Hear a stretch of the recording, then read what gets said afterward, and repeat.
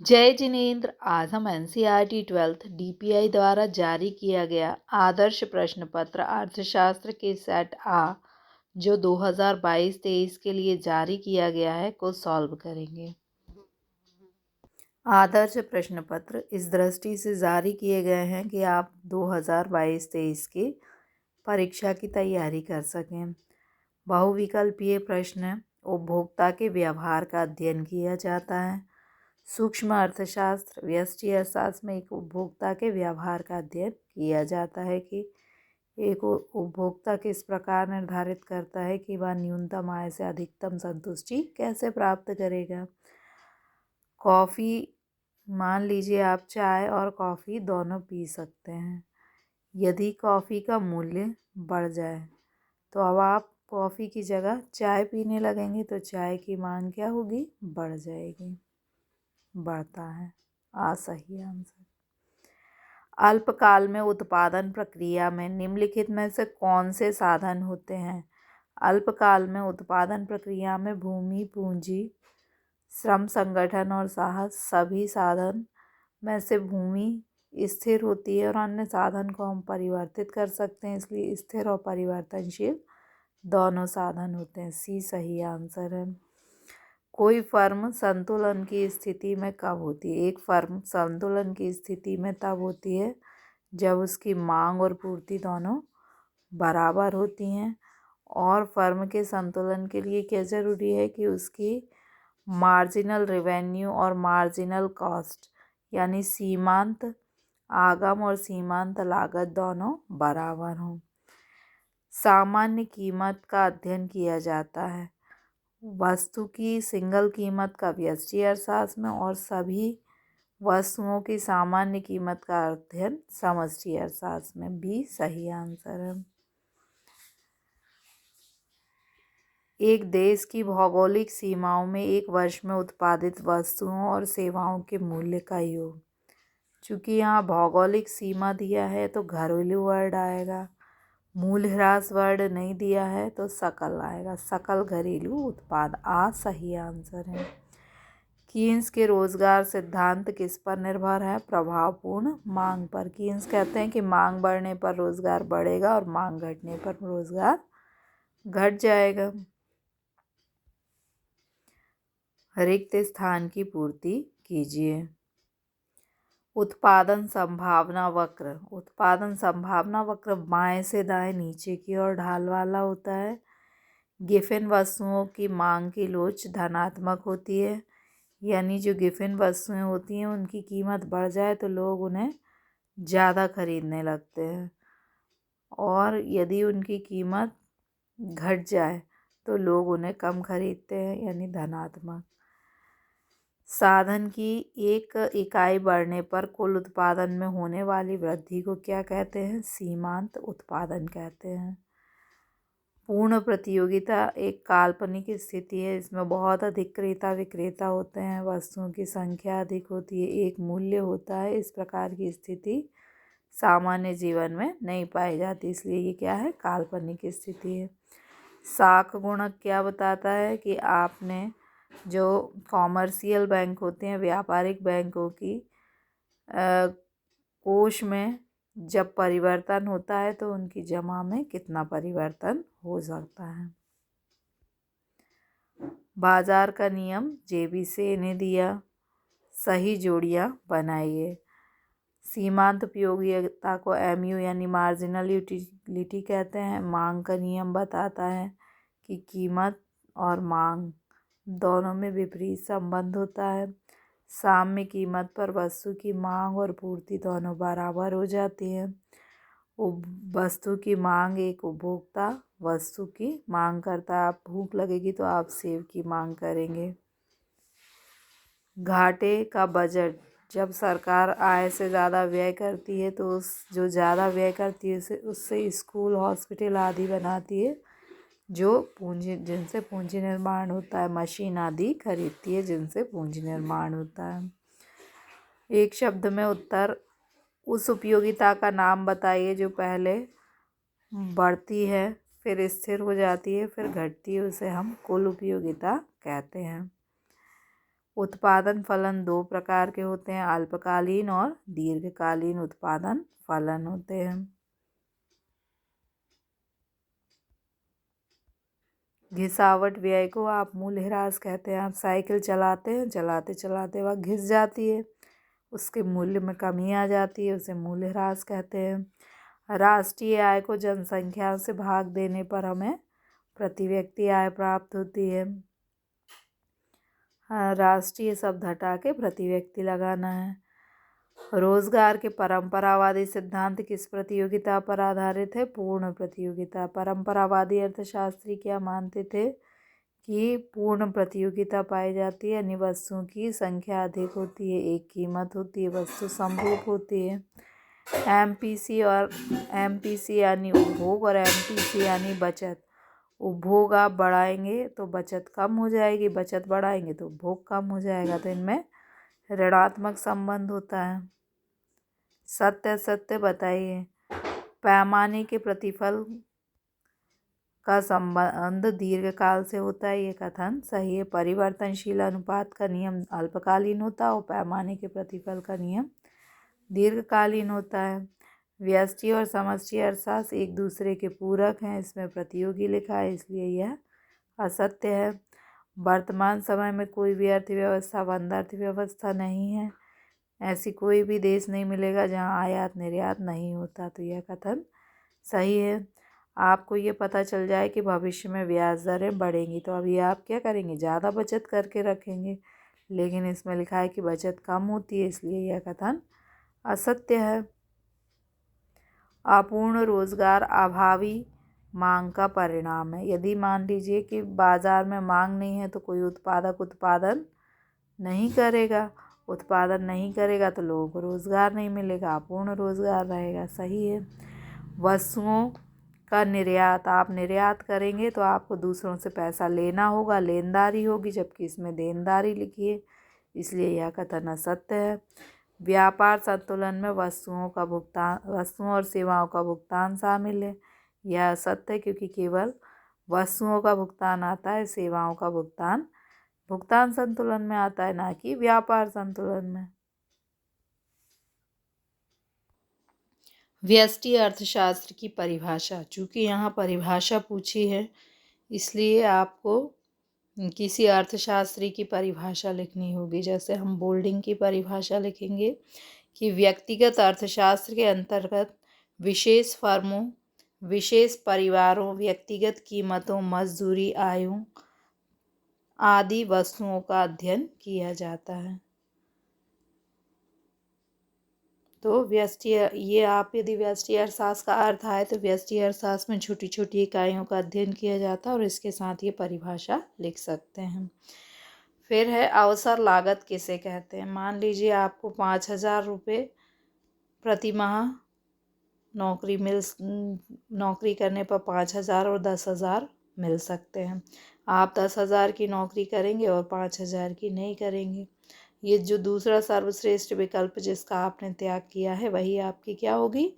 अवसर लागत। तो अवसर लागत क्या है? साधन यानी आप साधन विशेष के दूसरे सर्वश्रेष्ठ वैकल्पिक प्रयोग के अवसर के त्याग को अवसर लागत कहा जाता है। दूसरे जो सर्वश्रेष्ठ विकल्प जिसका आपने त्याग किया है, वही आपकी क्या होगी? अवसर लागत होगी।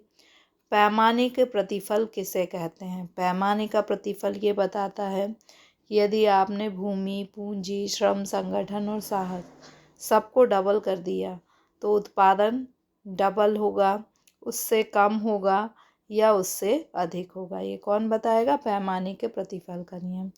ये दीर्घकाल से संबंधित है। दीर्घकाल में उत्पादन के सभी साधनों में आनुपातिक परिवर्तन करने पर उत्पादन की मात्रा में परिवर्तन के व्यवहार को पैमाने के प्रतिफल का नियम बताता है। उत्पादन फलन किसे कहते हैं?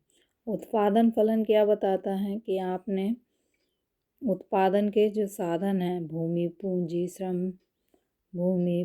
श्रम, संगठन और साहस, इन सभी का प्रयोग करके उत्पादन की जितनी मात्रा को उत्पादित किया उसे हम क्या कहेंगे? उत्पादन फलन। ये क्या है? उत्पादन के साधन। और ये क्या है? उत्पादन की मात्रा। तो उत्पादन फलन उत्पादन के साधन और उत्पादन की भौतिक मात्रा के मध्य फलनात्मक संबंध को बताता है। ये क्या है? इनपुट। उत्पादन के साधन इनपुट कहलाते हैं और उत्पादन की मात्रा आउटपुट कहलाती है। तो उत्पादन फलन इनपुट और आउटपुट के मध्य फलनात्मक संबंध को बताता है। तो उत्पादन फलन क्या बताता है? एक निश्चित समय अवधि में, 1 वर्ष 2 वर्ष समय अवधि निश्चित होना चाहिए। उत्पादन फलन एक निश्चित समय अवधि में उत्पत्ति के साधन और उत्पादन की भौतिक मात्रा के मध्य फलनात्मक संबंध को बताता है। तो आपको 4 चीज़ें याद रखना है कि उत्पादन फलन क्या बताता है।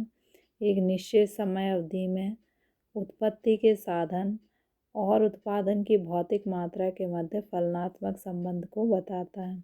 ये उत्पादन की मात्रा है और ये के जो है कैपिटल है और एल लीवर है। उत्पत्ति के साधन है और ये फलन है। तो उत्पादन फलन उत्पत्ति के साधन और उत्पादन की मात्रा के मध्य फलनात्मक संबंध को बताता है। या उत्पादन फलन जो है वो इनपुट और